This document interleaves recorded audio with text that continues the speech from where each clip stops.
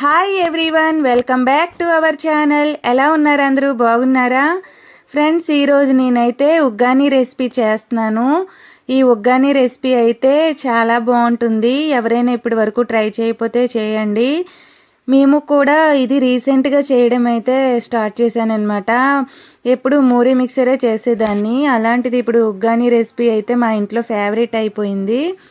ఈ ఉగ్గాని రెసిపీ ఎవరైనా ట్రై చేయకపోతే చేయండి, చాలా బాగుంటుంది, చాలా టేస్టీగా ఉంటుంది.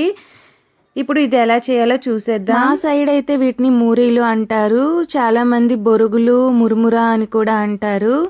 ఒక్కొక్క ప్లేస్లో ఒక్కొక్కలా పిలుస్తూ ఉంటారు కదా. ఇక్కడ మేమైతే మూరీలు అంటామండి. ఇంకా ఈ మూరీలు ఒక బౌల్లో వాటర్ వేసి దాంట్లో మనం ఈ మూరీలన్నీ వేసుకొని ఒక 30-40 సెకండ్స్ వాటర్లో ముంచి బాగా స్క్వీజ్ చేసుకోవాలండి. నేను పైన చూపించిన విధంగా మూరీలను స్క్వీజ్ చేసుకోవాలి.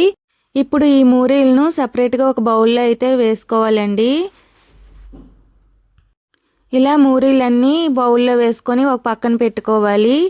ఆ తరువాత మనం రోల్లోని కొంచెం కరివేపాకు, ఒక 4-5 పచ్చిమిర్చి వేసుకొని మెత్తగా దంచుకోవాలండి.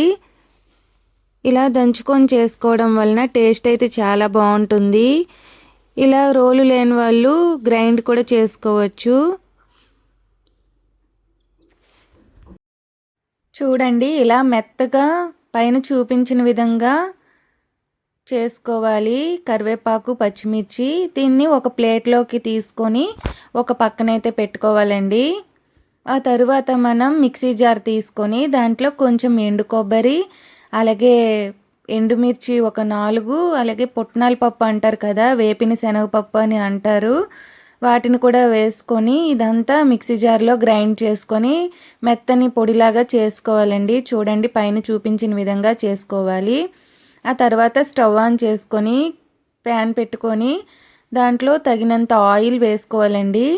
అలాగే పచ్చిశనగపప్పు, ఆవాలు, జీలకర్ర, ఒక ఎండుమిర్చి, ఎందుకంటే మనం ముందుగా పచ్చిమిర్చి అవి నూరేసి పెట్టుకున్నాం కదా, అలాగే పొడిలో కూడా కారం వేసుకున్నాం కాబట్టి ఇప్పుడు వాటికి తగినంత ఎండుమిర్చి వేసుకోవాలి. అలాగే ఒక పెద్ద సైజు ఆనియన్ ముక్కలుగా కట్ చేసుకొని వేసుకోవాలండి. ఇదంతా బాగా కలుపుకొని వేగించుకోవాలి. ఇలా వేగిన తరువాత దీంట్లో ఒక 2 టమాటాలు అయితే చిన్న చిన్న ముక్కలుగా కట్ చేసి వేసుకోవాలండి. ఇవి కూడా బాగా ఫ్రై చేసుకోవాలి. ఇవి కొంచెం ఫ్రై అయిన తరువాత దీంట్లో కొంచెం పసుపు, అలాగే తగినంత సాల్ట్ కూడా వేసుకొని ఇదంతా బాగా కలుపుకోవాలి. ఇదంతా బాగా కలుపుకొని ఫ్రై చేసుకోవాలండి. ఇలా ఫ్రై అవుతున్నప్పుడు మనం కొంచెం కారం కూడా వేసుకోవాలి. మనం ఇందులో ఎండుమిర్చి, పచ్చిమిర్చి అవి వేసుకుంటాం కాబట్టి చూసుకొని కొంచెం వేసుకోండి కారం అనేది. ఆ తర్వాత మనం కరివేపాకు, పచ్చిమిర్చి పేస్ట్ కూడా వేసేసుకొని ఇదంతా బాగా మిక్స్ చేసుకొని ఫ్రై చేసుకోవాలండి. ఇలా మంచిగా ఫ్రై అయిన తరువాత దీంట్లో మనం ముందుగా నానబెట్టి ఉంచుకున్న మూరీలు అయితే వేసుకోవాలి. ఇవన్నీ వేసేసుకొని బాగా మిక్స్ చేసుకోవాలండి. మనం వేసిన ఆనియన్, టొమాటో, ఈ మసాలా అంతా కలిసేటట్టుగా బాగా మిక్స్ చేసుకోవాలి. నేనైతే ఈ మూరీలతో మూరీ మిక్సర్ మాత్రమే చేసేదాన్ని, కానీ ఇప్పుడు ఉగ్గాని రెసిపీ మాత్రమే చేయమని అడుగుతారు. అంత నచ్చింది వాళ్ళకి. టేస్ట్ అయితే చాలా బాగుంటుంది.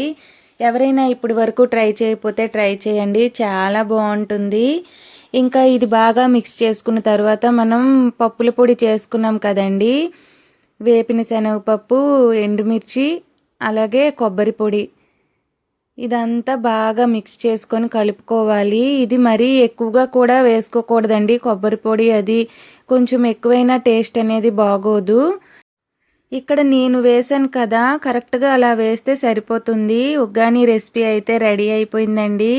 ఇంకా ఫైనల్గా కొంచెం కొత్తిమీర కట్ చేసుకొని వేసుకుంటే మనకి ఉగ్గాని రెసిపీ అయితే రెడీ అయిపోతుందండి. చాలా బాగుంటుంది. మీరు ఇప్పటి వరకు ఎవరైనా ట్రై చేయకపోతే చేయండి, ఖచ్చితంగా నచ్చుతుంది, చాలా బాగుంటుంది. ఈ రెసిపీ కనుక మీకు నచ్చినట్లయితే ప్లీజ్ లైక్ చేయండి, షేర్ చేయండి, కామెంట్ చేయండి.